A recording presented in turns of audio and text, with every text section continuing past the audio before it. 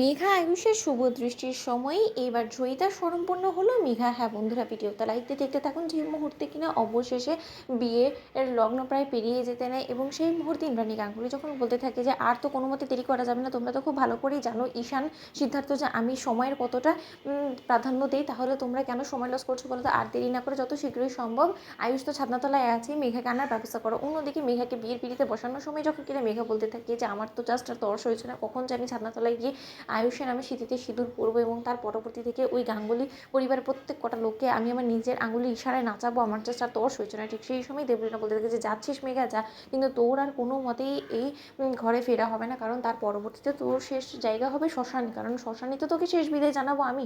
তুই একদম ভাবিস না, তোর বিয়েতে আমি যেমন কি প্রেজেন্ট আছি ঠিক সেইভাবে তোর শেষকৃত্য সম্পন্ন করার সময় আমি স্বয়ং উপস্থিত থেকে তোকে শেষ বিদায় জানাবো। অন্যদিকে আয়ুষ যখন নিজের মতের বিরুদ্ধে গিয়ে ছাদনাতলায় গিয়ে মেঘার সঙ্গে বিয়ের পিড়িতে বসে যায়, ঠিক সেই সময় মেঘাকে পান পাতা দিয়ে মুখ ঢেকে আনা মাত্রই বিয়ের পিড়িতে বসিয়ে ইন্দ্রাণী গাঙ্গুলি বলতে থাকে যে কেন আমার মনটা খচখচ করছে, কেন রাজ আমার মনে হচ্ছে যে আমি আমার ছেলের জীবনে যা কিছু সিদ্ধান্ত নিয়েছি সেটা কোনো মতে ঠিক হচ্ছে না, আমি কি কোনো কিছু ভুল করতে চলেছি বলে? তো কারণ এর আগের বারও তো ঈশানের হয়ে আমি সিদ্ধান্তটা নিয়েছিলাম, কিন্তু সেই সিদ্ধান্তটা আমার কোনো মতেই ঠিক ছিল না রাজ। ঠিক সেই সময় রাজশেখর গাঙ্গুলি যখন বলতে থাকে যে সেটারই হয়তোবা তোমার কাছে ভয় করছে, যে অতীতে যেটা হয়েছে সেটাকে তুমি বারবার মনে করছো বিধায়। ঠিক সেই সময় পুরো যখন বলতে থাকে যে নিয়ে এবার শুভদৃষ্টি হবে, তার পরবর্তীতে মালা বদল।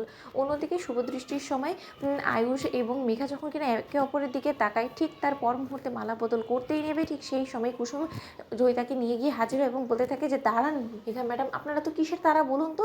আপনি তো দেখছি যে দিব্যি বিয়ে করার জন্য উঠে পড়ে লেগেছেন, এতটা তাড়াহুড়া তো কোনের জন্য কোনো মতেই ঠিক না, একটু ধৈর্য ধরুন। ঠিক সেই সময় ইন্দ্রাণী গাঙ্গুলি যখন বলতে থাকে যে কী ব্যাপার কুসুম, তুমি এতক্ষণ কোথায় ছিলে বলো তো? ঠিক সেই সময় কুসুম বলতে থাকে যে দাঁড়ান দেবীমা, আপনি আমাকে ক্ষমা করবেন, আপনার সমস্ত প্রশ্নের উত্তর আমি দেবো, তার আগে মেঘা ম্যাডামকে তো তার মাসির কাছ থেকে আশীর্বাদ নিতে হবে। মেঘা ম্যাডাম, এতদিন ধরে আপনি যে সমস্ত আত্মীয় স্বজনকে আমাদের সমস্ত লোকেদের সাথে পরিচয় করিয়েছেন, তার মধ্যে তো জয়িতা ম্যাডামকে কোনো মতেই পরিচয় করেননি, কিন্তু ঘাটাঘাটি করে তো দেখা যায় যে জয়িতা ম্যাডামের সঙ্গে সব থেকে বেশি আপনার ঘনিষ্ঠ সম্পর্ক, আপনাদের সমস্ত লোকেদের কাছে পরিচয় করিয়ে দিই মেঘা ম্যাডামের পিসি জয়িতা।